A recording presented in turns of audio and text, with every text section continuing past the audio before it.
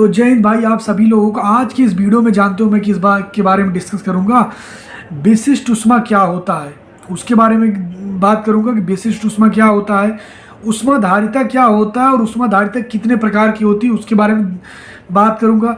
समतापी, समदाबी, रूपधोष्म, ये तीनों प्रक्रम क्या होते हैं उसका एग्जाम्पल एवं अच्छे तरीके से उसको समझूंगा। और साथ ही आदर्श गैस जो होती है और वास्तविक गैस, इन सभी चीज़ों को डिस्कस करूंगा। तो यानी कि आज का जो वीडियो आपके लिए है ना, इसमें आप एक ही वीडियो में कई चीज़ों को जान पाओगे। और इस वीडियो को भाई वही चीज़ है कि देखोगे तो कन्फ्यूजन नहीं होगा, चीज़ों को समझ जाओगे, इतना मैं कह देता हूँ। और होता भी यही है। और बिना टाइम वेस्ट किए भाई मैं आपके वीडियो की शुरुआत कर रहा हूँ। तो आप लोग देख सकते हैं आपके सामने विशिष्ट ऊष्मा, जिसका एक और नाम होता है विशिष्ट ऊष्मा धारिता, और इसको इंग्लिश में कहते हैं स्पेसिफिक हीट या स्पेसिफिक हीट कैपेसिटी। ठीक, अब देखिए होता क्या है, इसको हम लोग समझते हैं। बहुत आसान डेफिनेशन है, एक बार में समझ जाओगे। कह रहा है 1 ग्राम पदार्थ का जितना ताप है उसके ताप में 1 सेल्सियस डिग्री वृद्धि करने के लिए आवश्यक ऊष्मा की मात्रा विशिष्ट ऊष्मा कहलाती है। इसका कहने का मतलब है कि आप कोई मटेरियल लीजिए, उसका टेम्परेचर जितना है उसके टेम्परेचर में 1 सेल्सियस डिग्री की और वृद्धि कर दीजिए, तो जितना है और उससे 1 सेल्सियस डिग्री वृद्धि करने में जितना एनर्जी लगता है उसी को कहते हैं विशिष्ट ऊष्मा। जैसे मान लीजिए मैंने इसको उठाया, इसका देखा कि इस टाइम इसका 16 सेल्सियस डिग्री इसका टेम्परेचर है। अब मैं इसको हीट दिया और इसका हो गया 17 सेल्सियस डिग्री। तो 16 से 17 करने के लिए मैंने इसको जितना हीट दिया उसी हीट को कहेंगे विशिष्ट ऊष्मा। इसका जो फार्मूला होता है वो Q=m/St होता है। ठीक है, यस को हम इस साइड ला देंगे तो Q/m∆T हो जाएगा। अब इस यहाँ पे देखिए क्या लिखा है कि जो विशिष्ट ऊष्मा में ताप बदलता है लेकिन अवस्था नहीं बदलती है।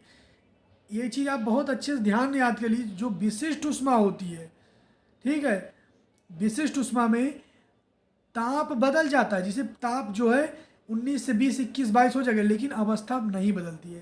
तो ये चीज़ जान रखना, विशिष्ट ऊष्मा क्या है, किसी वस्तु का तापमान जितना उसके तापमान में 1 सेल्सियस डिग्री वृद्धि करने के लिए जितना ऊष्मा लगती है उसी ऊष्मा विशिष्ट ऊष्मा कहते हैं। ठीक है, इसमें ताप बदलता है लेकिन अवस्था नहीं बदलती है। Q=m/s∆T, Q/m∆T। इसके बाद देख लीजिए यही है, निकालते हैं मात्रक, निकालते हैं Q/m∆T। Q जगह जूल हो जाएगा, यम द्रव्यमान है तो उसका किलोग्राम होगा, ∆T तापमान है, समय नहीं है तो केल्विन हो जाएगा। सर्वाधिक विशिष्ट ऊष्मा जो है हाइड्रोजन की होती है तथा सबसे कम रेडॉन की होती है। तो ये मैंने आपको बहुत बढ़िया चीज़ बता दी है, ये कंपटीशन की दृष्टि से बहुत ज़्यादा इंपॉर्टेंट है। अभी तक आपने जो देखा उसे कहते थे विशिष्ट ऊष्मा। अब हम जो देखने जा रहे हैं उसका नाम है ऊष्माधारिता। तो ऊष्माधारिता बेसिकली 2 प्रकार का होता है, एक विशिष्ट ऊष्माधारिता, एक मोलर ऊष्माधारिता। अब जो विशिष्ट ऊष्माधारिता होता है इसको अभी आप लोगों ने क्या पढ़ा, विशिष्ट ऊष्माधारिता अभी आप लोगों ने पढ़ लिया कि विशिष्ट ऊष्माधारिता क्या है। अब दूसरा क्या है, मोलर ऊष्माधारिता। मोलर ऊष्माधारिता 2 प्रकार का होता है, एक स्थिर आयतन पर ऊष्माधारिता, स्थिर दाब पर ऊष्माधारिता। स्थिर आयतन पर ऊष्माधारिता क्या है, निकाय को स्थिर आयतन पर, कोई निकाय उसको स्थिर आयतन पर 1 सेल्सियस डिग्री बढ़ाने के लिए प्रदान की जाने वाली ऊष्मा स्थिर आयतन पर ऊष्माधारिता कहलाता है। इसे Cv से व्यक्त करते हैं। स्थिर आयतन पर ऊष्माधारिता है, सीधी सीधी आप नाम सुनिए, स्थिर आयतन पर। तो वही कह दीजिए, निकाय को स्थिर आयतन पर 1 सेल्सियस डिग्री तापमान बढ़ाने पर प्रदान की जाने वाली ऊष्मा ऊष्मा स्थिर आयतन पर ऊष्माधारिता कहलाती है। इसे सी से व्यक्त करते हैं, Cv से। तो सिंपल सी बात आप समझ सकते हो मेरे भाई, कोई निकाय उसके स्थिर तापमान, क्योंकि कोई निकाय के किसी निकाय के स्थिर आयतन पर, तो यहाँ पे क्या है, जो आयतन है वह क्या है, स्थिर है, क्योंकि यहाँ स्थिर आयतन पर कह रहा है ना। तो किसी निकाय को स्थिर आयतन पर 1 सेल्सियस डिग्री बढ़ाने के लिए, स्थिर आयतन है 1 सेल्सियस डिग्री बढ़ाने के लिए जितना ऊष्मा की आवश्यकता होती है उसे स्थिर आयतन पर ऊष्माधारिता कहते हैं। अब क्या स्थिर दाब पर, तो वही होगा, स्थिर दाब पर 1 सेल्सियस डिग्री बढ़ाने के लिए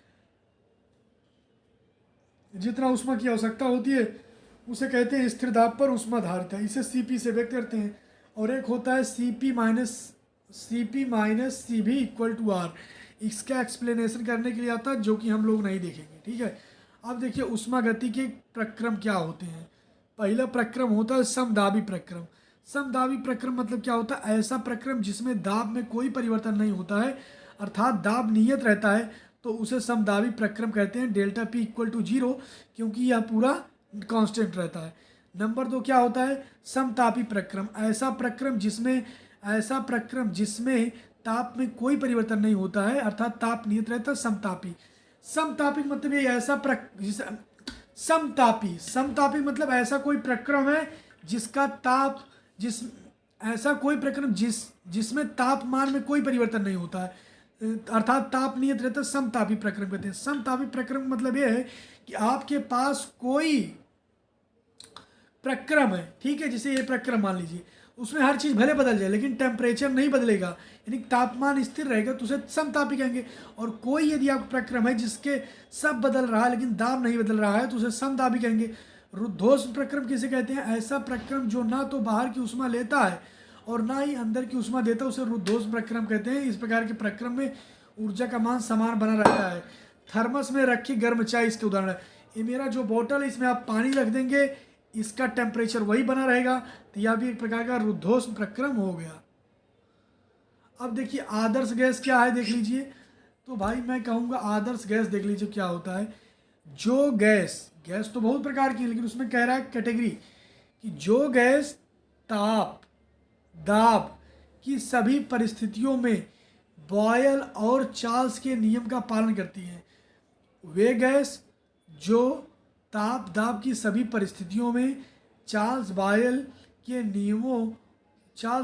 नियमों तथा आदर्श गैस के नियमों, यानी कि ऐसी कोई गैस जो ताप और दाब की सभी परिस्थितियों में चार्ल्स बॉयल के नियमों तथा आदर्श गैस समीकरण का पालन करती है, उसे आदर्श गैस कहते हैं। आदर्श गैस एक काल्पनिक गैस, यानी कि आदर्श गैस जो है ना वो एक्चुअल में एग्जिस्ट नहीं करती है, और इसीलिए उसे काल्पनिक गैस कहते हैं। और आदर्श गैस होगा कैसे, ताप दाब की सभी परिस्थितियों में चार्ल्स और बॉयल तथा आदर्श गैस समीकरण का पालन करती है, उसे ही आदर्श गैस कहते हैं। आदर्श गैस देखिए क्या होता है। आदर्श गैस समीकरण PV इक्वल टू RT का सभी ताप एवं दाब पर पालन करते हैं। आदर्श गैस समीकरण जो होती है ताप दाब की सभी स्थितियों में ये पालन करती हैं आदर्श गैस नियम का। दूसरा क्या है, वास्तविक गैस जो होती हैं वो निम्न दाब तथा उच्च तापमान पर ही आदर्श गैस समीकरण का पालन करती है। जो वास्तविक गैस होती है निम्न दाब उच्च तापमान पर ही आदर्श गैस समीकरण का पालन करती हैं। और इसमें क्या आदर्श गैस में ये तो तापमान कोई भी स्थिति उसमें पालन करेंगी।